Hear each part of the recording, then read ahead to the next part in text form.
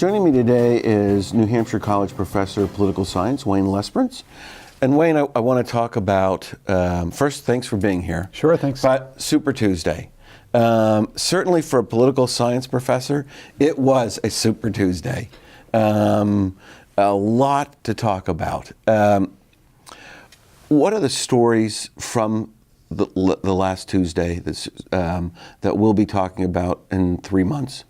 Sure. I think, let's start on the Democratic side. I think the first big story is that the big scare that Bernie Sanders provided to Hillary Clinton's campaign seems to have been weathered.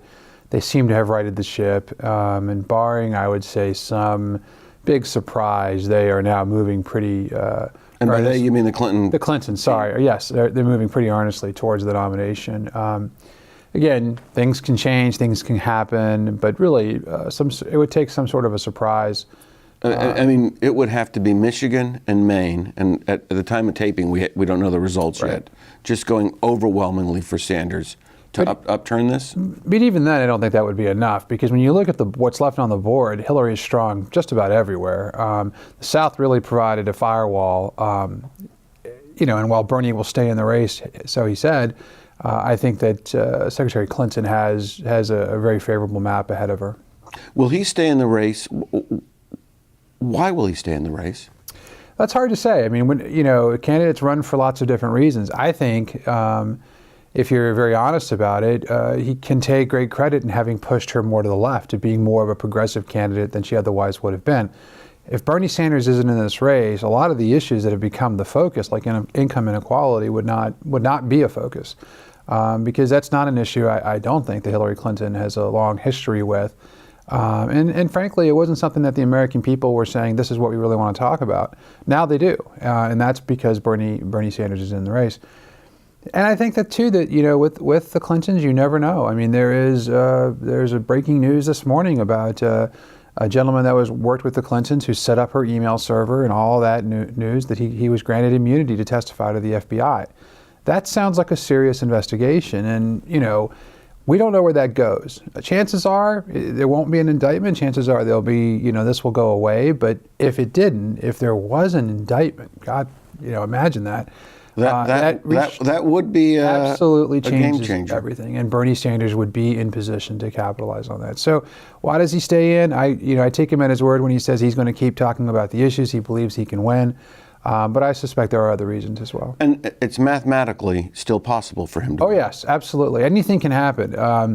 The total number of delegates is still relatively modest. She has a pretty commanding lead when you add pledged and unpledged delegates, the super delegates.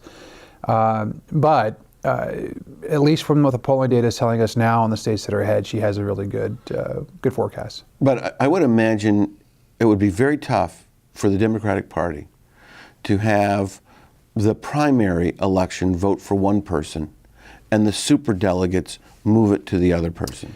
Yeah. I mean, I would think sure. That would not be for any party, really. No, and we'll talk about a similar type of thing happening on the Republican side in a second. But so, in 2008, we saw this play out exactly this way. Hillary Clinton had a lot of pledged delegates for her, but over the course of the primary and caucus season, those folks began to switch over to Barack Obama. As it became clear that it was the people's will, Democratic Party's will, to go with Senator Obama, those superdelegates followed suit.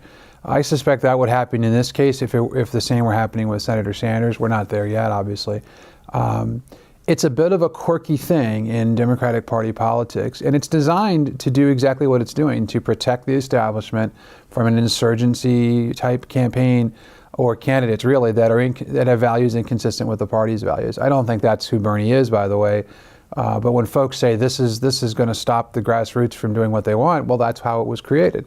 Not necessarily for the same values, but the purpose is to protect the party from some charismatic leader coming in and hijacking, their process. So it's about 20% of the total number of delegates are superdelegates, so they're not insignificant, but they're not going to make the decision on their own. And they're not going. And being pledged doesn't really matter until they vote. The pledge, the only thing that matters is on the day at the convention when they cast their vote. That's the final decision. Yeah, so they can change 100 times between now. But in a lot of that's endorsements along the way. Sure, sure. And these are elected officials usually, or party leaders who have a long history of relationships with the Clintons. So, I mean, they're known people.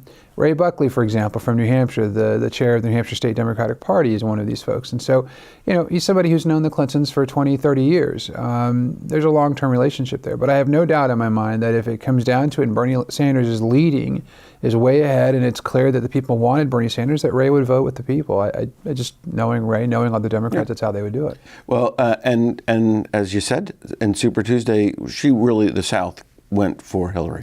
It really did. I mean, not just the South, but when you win big in Massachusetts should have been a more natural, friendly place for Bernie. We're out of time in this segment. When we return, we're going to continue focusing on Super Tuesday, and we're going to look at the Republican side for a second. So please stay with us.